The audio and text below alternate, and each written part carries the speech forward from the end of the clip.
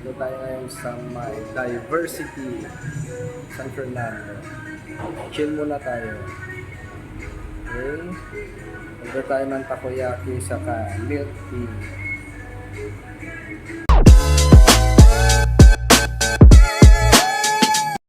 Yan, ang ganda ng place niya. Pang chill siya talaga. Yan. Walang katao-tao, ako lang yung tao. Pwede na!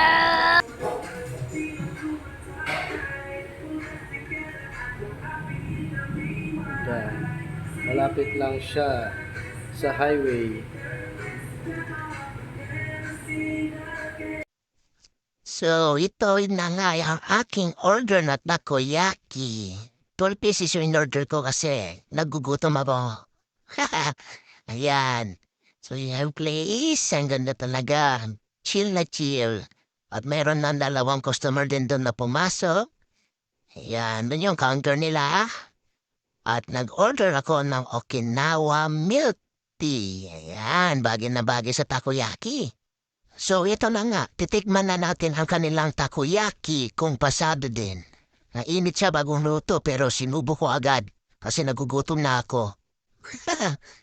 Ayan, ninanamnam ko pa pero medyo na. What? Bro, what are you talking about, man? Pero pwede na, yan.